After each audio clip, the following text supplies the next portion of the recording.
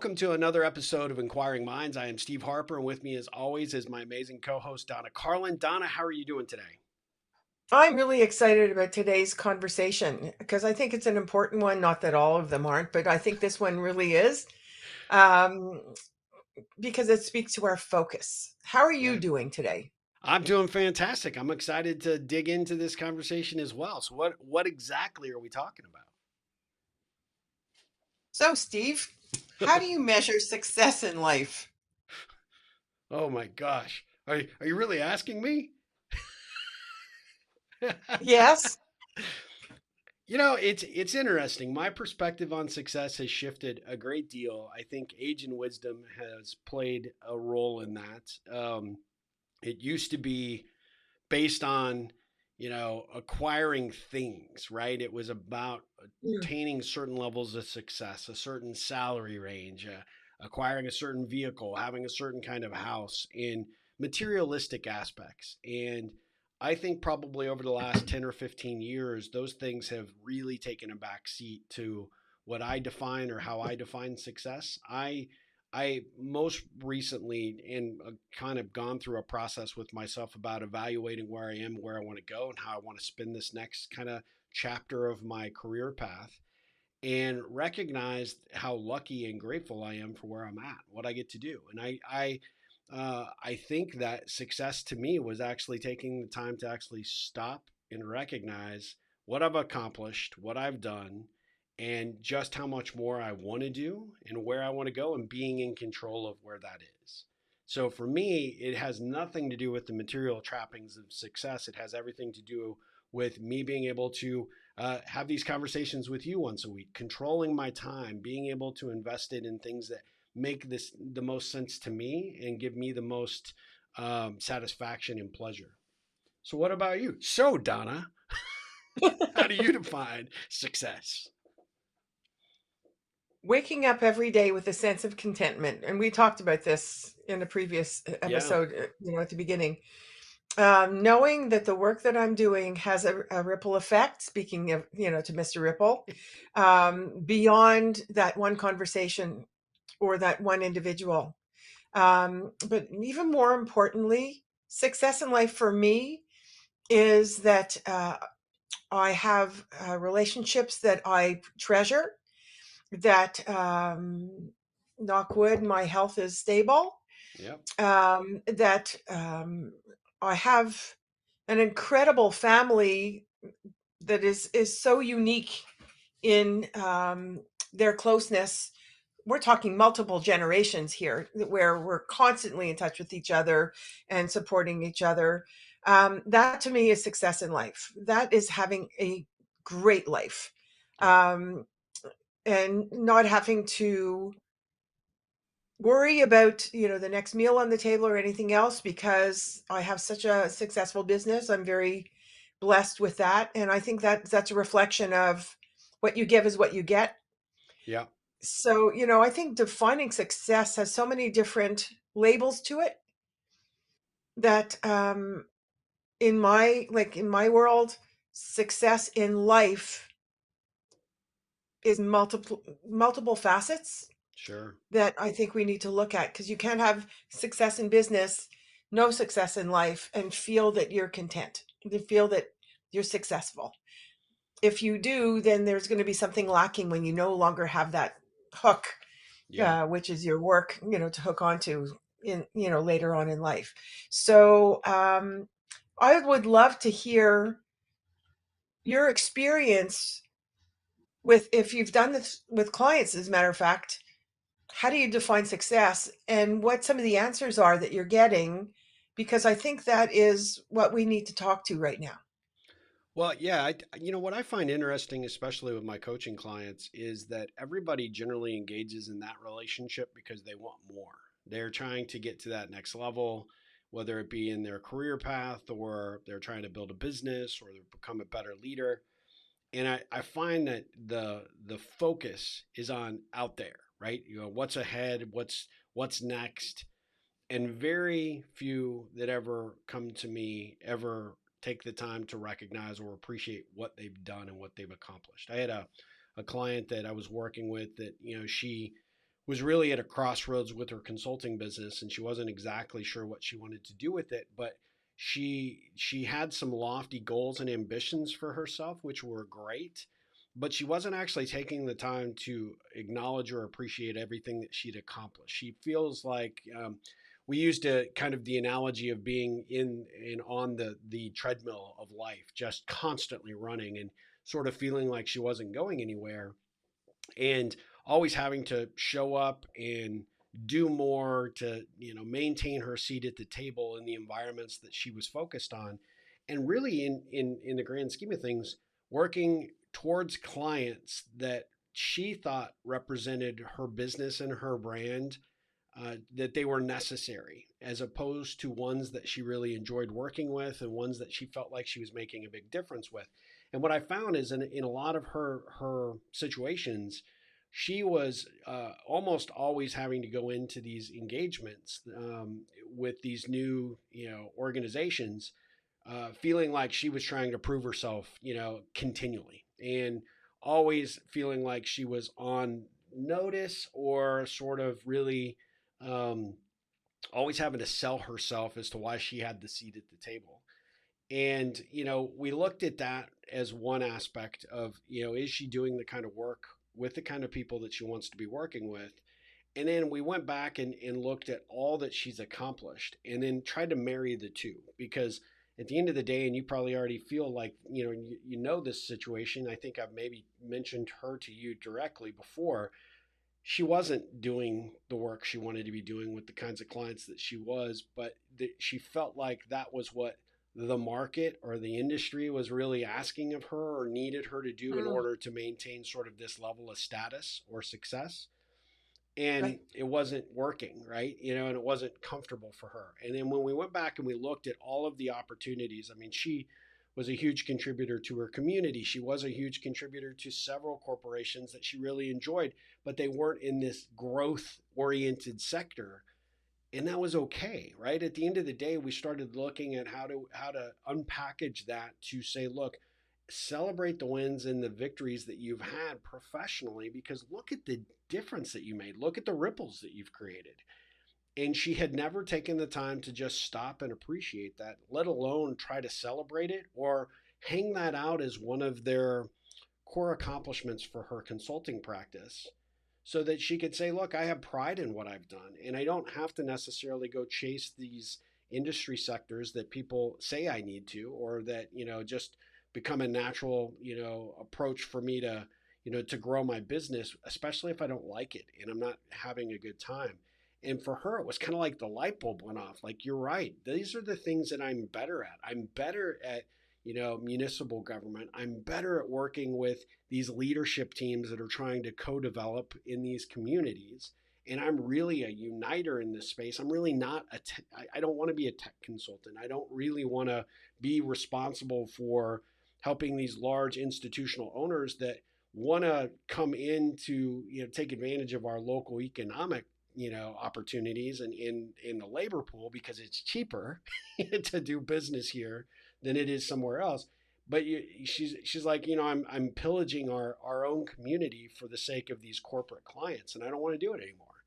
And so I think when we reset the perspective on success and really how she defined that, not only could she make a great living and continue to grow her consulting practice with clients that she enjoyed, but it was more consistent with who she wanted to be and the legacy that she wanted to have for her business. So when I think we got clear about defining what success meant to her and what it might have been 20 years ago versus what it is today, completely different perspective. And it literally changed her business overnight.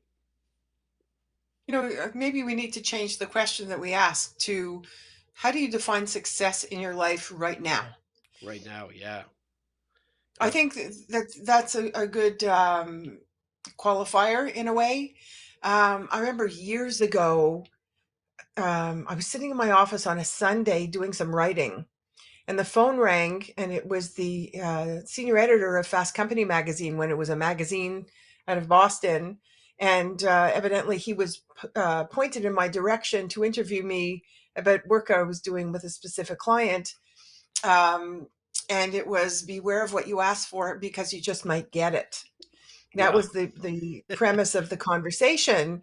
And I said, I'm working with a client right now whose definition of success was to be a CEO of a multinational company, to have all the trappings of that, and that the company should be successful. And what was interesting was, and he said, did he attain it? And I said, yes, he did. And now what? Yeah. So he said, what do you mean? I said, well, he has condos all over the world and houses, villas, whatever, his own private planes. He has everything that he ever dreamed of and then some, a successful company. He's young and he has no friends because he doesn't trust that they want to be his friends for who he For the right is, reason. Yeah. ins- instead of what he has and his positioning, and that some of his trappings will rub off, and people will be able to use them. So he had like less than a handful of friends, and because he was successful, his question to me was, now what? Yeah. Now what do I do? I attained everything that I defined success by, and I said, I'm not hearing anything about you and your contribution in life and how you could use your positioning and everything to have such a feeling of um, contribution Sure. Yeah. and positive impact on people that you want to have contribution and impact to, that will fulfill you. So let's look internally. How would you define success right now in what you're dealing with, and the perception that nobody wants to be your friend, and for you, but for your trappings? How do you attract the right people? What are the conversations you want to have, not need to have at this point in time? And what would you like to do next that gives you a feeling of fulfillment? And what does success look in that perspective? Yeah. And it was a totally different conversation. It wasn't about bottom line. It wasn't about the trappings of being a successful corporate leader. It was about life and getting up in the morning, being excited, and having the great relationships that really fulfill you, because relationship is everything. Hmm. Relationship and health. I mean, health Absolutely. is obviously paramount. Um, Once you achieve the trappings, which you should celebrate that you actually achieve them, but what is success really?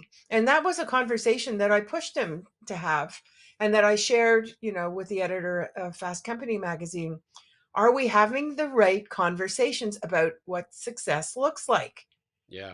And how do we help the people we work with define them to have a fulfilling life, not an impressive lifestyle? Yeah. They're two different things. Very much so. Yeah.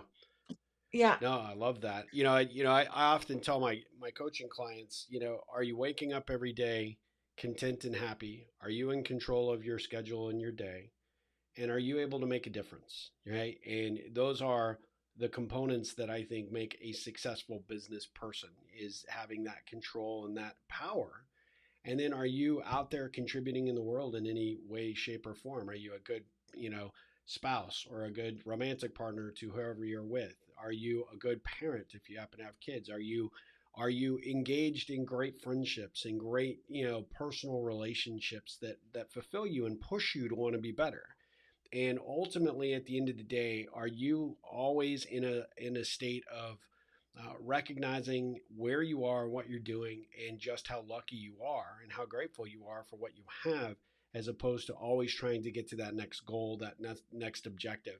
And I find with a lot of folks, and I mentioned this as we started about coaching clients, is almost everybody comes to us because they're trying to accomplish something else than what they've done. And it's really funny because a lot of times, if I only get that next thing, then I feel like I'm done. If I can only get there, I will feel like accomplished. And then when they get there, they don't feel any different than they did before they started working on it, right? Yeah. Because if you are not a content and happy individual with where you are right now, the fact that you're on the right side of the ground every morning is just a hell of hell of an accomplishment. And I do think to a certain degree that the hustle culture that you see that it's pervade out there. If you're following anybody on social media that's a business person, or you're reading these magazines and and these articles about these very hard driven successful entrepreneurs, and then you're comparing yourself to them. Of course you're going to feel like you're not successful because you didn't do what they've done. But you have to also wonder, how happy are they, right? And where I think I have really come to appreciate my abilities as an individual and what I've done and what I've accomplished is that I can celebrate the moment now more so than focused on the future and what I'll get out of it, as opposed, as opposed to just now allowing myself to enjoy the life that I've built for myself, both professionally and personally. And I think when you get there, there's that certain level of contentment and enlightenment, and you do feel successful because of it. The question is, am I living in the moment? Yep. Am I celebrating this moment and what I've contributed in this moment? Am I respecting myself in relation to time, which means I'm literally allocating time for the right things to do meaningful work and have meaningful relationships? And does that not define what success is? Yeah. Being able to not manage, to honor time, to honor people, to honor contribution, and to honor your own contribution without passing it over saying, okay, I did this, it's time, let's get on to the next thing. Yeah. No, reflect on what you just accomplished, celebrate it, build on it Yep. by acknowledging it, right? Yep. So I think we need to have different conversations about what success looks like. Yeah. And some people will be absolutely focused on the materialistic things, the trophies, everything else, the raises. The question is, are you going to be remembered for the raise that you got at work? Or are you going to be remembered for the contribution that you made in helping other people, being generous with your time and your attention and present? Yeah. I think it's the latter that's really going to come to play. Well, to me, for coaching clients that I work with, I tell them it's about the legacy, right? At the end of the day, what do you Yes. want to be remembered for? Is it the big house and the fancy cars and the great vacations that you took, or the experiences you had, the experiences you made, and the relationships that you developed over the course of your career or your life? I think those are what define you. And it's how you can be the author of that story, and the artist of that painting, that however that looks for what you ultimately want. But you generally get there when you have a true appreciation for where you are right now and what you've accomplished, and giving yourself a little bit of a break. I know for myself, for many years I was running because I felt like I was being chased in a scenario where I had to accomplish certain things by a certain time period.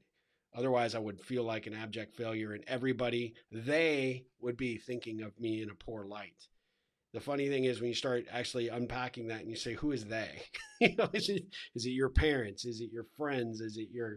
business colleagues? And really, at the end of the day, do they really matter as much as what you feel and how accomplished or how satisfied you are with your life? And the answer is no. And the earlier you can recognize and appreciate that, the better off you will be. So that's my advice anyway. One of my mottos, what somebody else thinks of me is none of my business. I love that. I love that. I need that on a t-shirt. I think we need to come up There with the you Donna go. Carlin line of t-shirts, and that should be the launch product right there. So well, Donna, this is, I love these topics. These are always fun conversations. The goal behind Inquiring Minds is to get other people to have conversations, get them taking these episodes, taking it out into their own networks and their own teams, their own families and friends, and having these conversations to see what those, where these topics can go in their own lives. And so we would love to know what everybody's thinking and what they're pulling from these episodes. So, how do people get in contact with us, and how do they get involved in these conversations? So you can get us through our websites. Steve could be found at ripplecentral.com. I'm at donnacarlin.com, Carlin with a K. And reach out. Let us know what you're thinking. You could reach out and get our links for social media through our websites and our Facebook group, Inquiring Minds with Donna Carlin and Steve Harper. Join us. let us know what you'd like us to discuss, or if something resonated with you that we spoke about, and away we go. Yeah. Awesome. Well, this has been great. We will be back with another episode of Inquiring Minds very soon. But until then, Donna, have a fantastic day. You too.